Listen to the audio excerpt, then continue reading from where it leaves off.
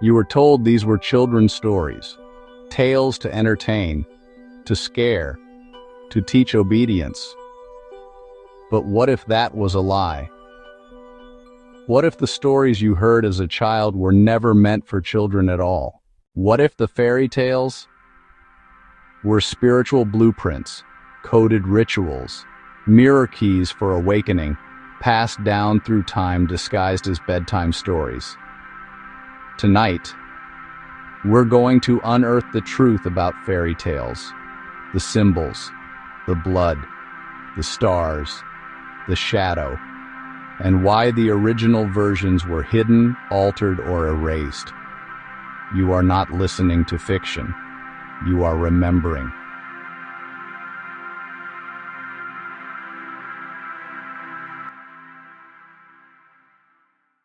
Long before printing presses and Disney studios, fairy tales were oral transmissions.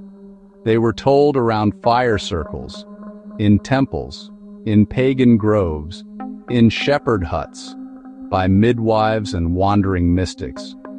And they weren't meant to entertain. They were meant to initiate. Each tale carried layered truth, psychological, astronomical, alchemical, archetypal, energetic, karmic.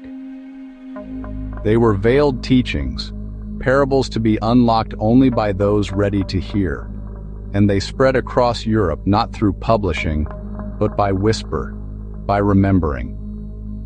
Every real fairy tale is a riddle about the soul. The Grimms sanitized the shadow. When the Brothers Grimm began collecting stories in the early 1800s, their goal was not entertainment. They wanted to preserve ancient folk knowledge. But even their earliest editions were heavily edited. By the 7th edition, most sexual content was removed. Mothers became stepmothers. The violence was reduced. And Disney later removed cannibalism, incest, death as transformation, lunar cycles, witchcraft as feminine intuition, blood rites, and spiritual autonomy, which were not to be taken literally as many believed. The truth was too powerful, too raw, too spiritual. They made the sacred into the safe. But the old stories still remain. Hidden, yes, but not gone. Decoded themes across all fairy tales. Let's reveal the universal codes. In tale after tale, we find the same hidden pattern. The innocent soul represents the maiden, youth, fool.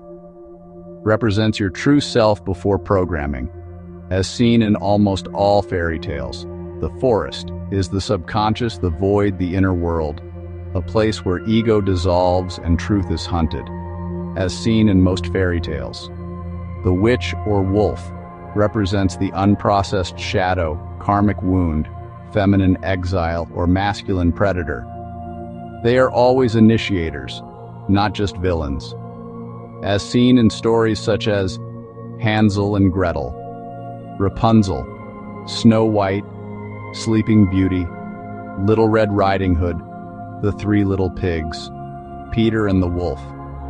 The wolf almost always appears when something innocent is about to awaken through confrontation with fear. The crone is the wisdom keeper, oracle, gatekeeper, often disguised or punished by culture. Seen in Hansel and Gretel, the witch is also a crone archetype. Rapunzel, Dame Gothel as crone-witch hybrid. The Goose Girl, Falada plus Old Woman Helper variations. The 12 Dancing Princesses, Old Woman Helper. The 6 Swans, often includes an Old Woman guide. Snow White, Queen disguises herself as a crone. Vasilisa the Beautiful, Baba Yaga. East of the Sun, West of the Moon, multiple crone helpers. Blood represents not horror, but initiation. Menstrual rites, sacrifice, generational passage. As seen in stories such as Rapunzel, Snow White, Sleeping Beauty, Little Red Riding Hood, the goose girl. The mirror represents self-reflection, multi-dimensional perception, illusion versus truth. As seen in stories such as Snow White. Mirror, mirror on the wall. The queen is not speaking to an object. She's speaking to her unconscious shadow.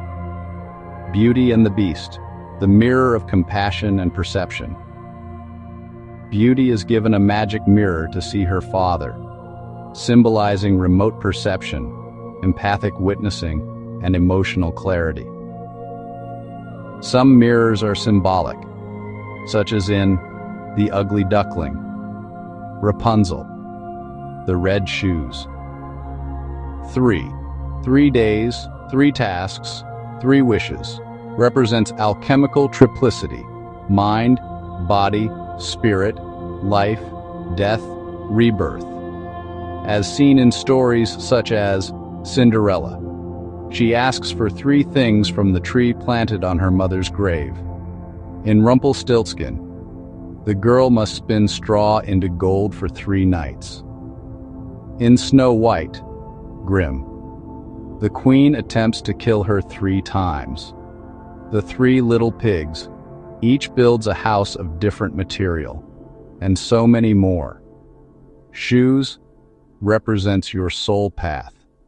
Who can walk in your destiny, as seen in stories such as Cinderella, The Red Shoes, Hans Christian Andersen, The Shoemaker and the Elves, Grimm, Puss in Boots, Perrault, Grimm versions, The Wizard of Oz, 1900.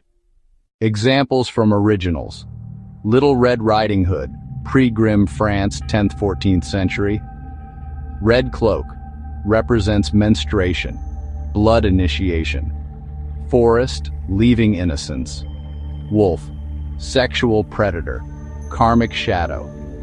In some versions, she strips, throws her clothes into the fire, and eats her grandmother's flesh.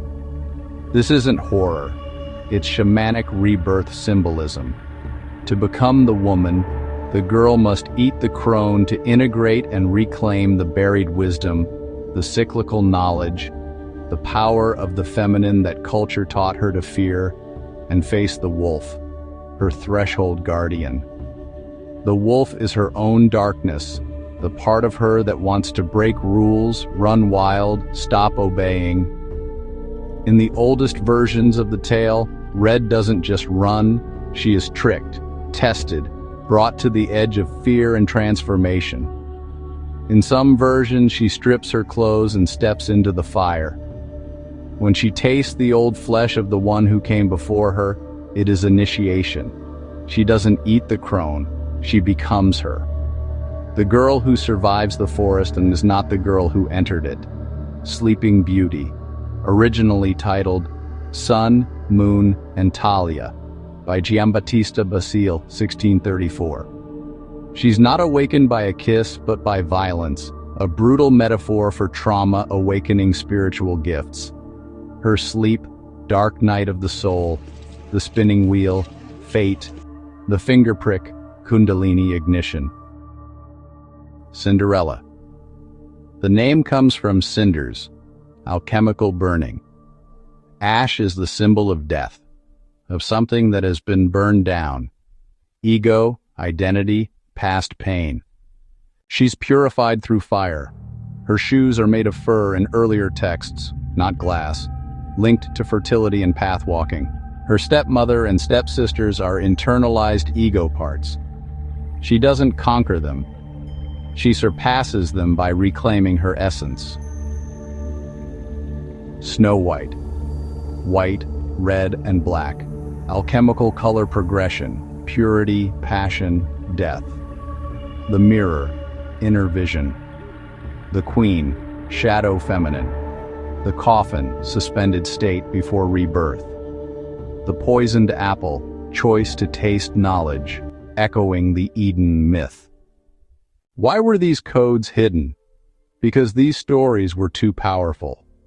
They taught sovereignty, feminine power, shadow integration, soul contracts, astral travel, death as transformation, rebirth by choice, but during the rise of institutional religion, patriarchal control, industrialization, colonial rewriting of culture, the real versions were labeled as evil, pagan, heretical, or too adult. So they were rewritten, and you were told these were stories for children. What this means for you. If you feel like fairy tales always had a deeper energy, certain characters felt like you dream in symbols, you feel connected to archetypes, you sense memory buried in fiction, then it's because the stories were never fiction. They were mirrors of your own awakening. Every time you read them as a child, a part of your soul remembered. Every time you return to them now, a deeper part of you activates. You're not crazy for feeling it. You're right on time. These stories are more than bedtime fables. They are maps for the awakening soul. And now that you've seen through them, they will never read the same again. Comment below, I remember the story behind the story. Subscribe for upcoming decodings of Red Riding Hood, Sleeping Beauty, Snow White, and more. Share this with someone whose inner child is ready to awaken the truth. Because the fairy tales never forgot you, and now you're ready to remember them.